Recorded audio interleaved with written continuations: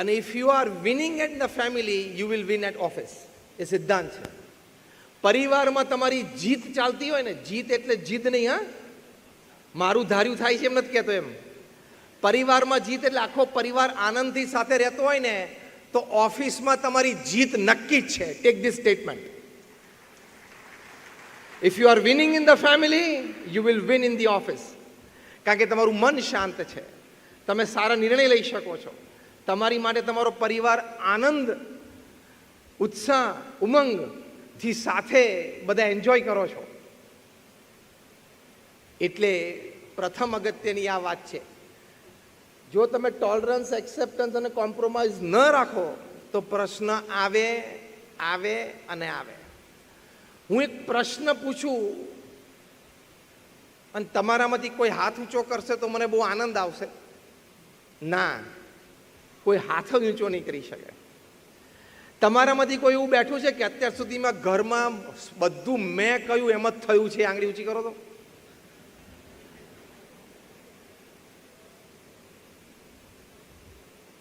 Life is a compromise.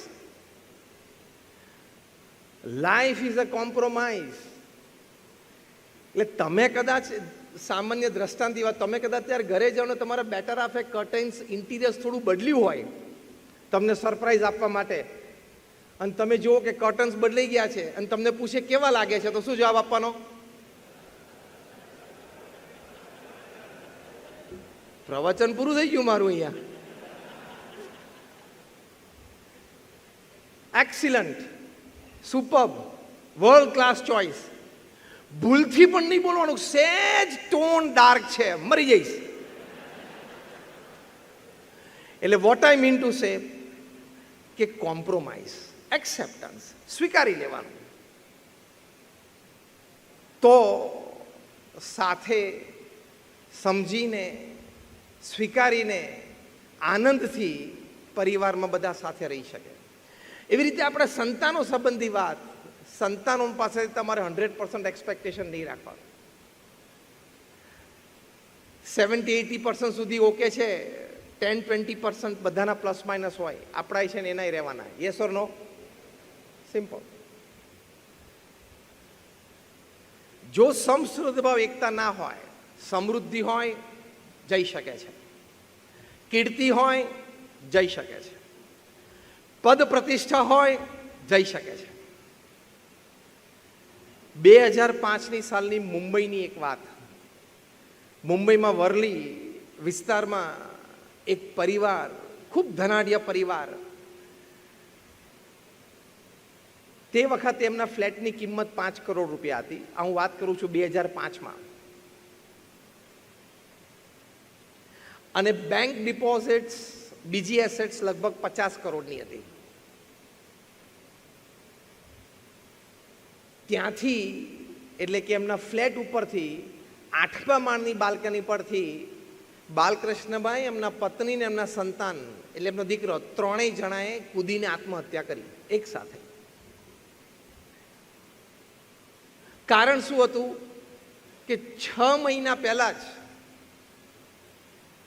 એ જ બાલ્કનીમાંથી બાલકૃષ્ણભાઈના વૃદ્ધ માતા પિતાએ પણ આપઘાત કરેલો, અને એ લોકોએ સુસાઇડ નોટમાં લખેલું કે મારો દીકરો બાલકૃષ્ણ, એની પત્ની આ આત્મહત્યા માટે જવાબદાર છે, એની હેરાનગતિથી અમે આત્મહત્યા કરીએ છીએ. એટલે કોર્ટમાં કેસ રજીસ્ટર થયેલો. બીજા દિવસે જજમેન્ટ આવવાનું હતું ને આ પરિવારને ખબર હતી કે આપણને સજા થવાની છે, એ પહેલાં એ લોકો પણ કૂદ્યા.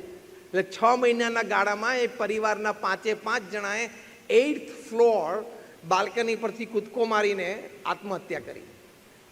ફ્લેટની કિંમત શું હતી? 5 કરોડ. કઈ સાલમાં? 2005માં. અને 50 કરોડની એસેટ્સ. સમજી ન શક્યા, સાથે રહી ન શક્યા, એકબીજાને પૂર્ણ રીતે સ્વીકારી ન શક્યા, સહન શક્તિનો અભાવ રહ્યો, કોમ્પ્રોમાઇઝ ન કરી શક્યા. Life is compromise. How many of you agree with this statement? Rays your hands. Life is compromise. Compromise કરવું જ પડે. રામાયણમાં પણ આ બાબતે ખૂબ સુંદર વાત આપણને શીખવવામાં આવી છે કે પતિ પત્ની છે રથના બે પૈડા છે. સંસાર રૂપી રથના બંને જણા પૈડા છે. હવે રથનું એક પૈડું તૂટે અથવા ન હોય તો રથ ચાલે? એટલે ઇક્વલ છે, બંને એકબીજાને સમજીને સાથે રહીને સ્વીકારીને ચાલવા.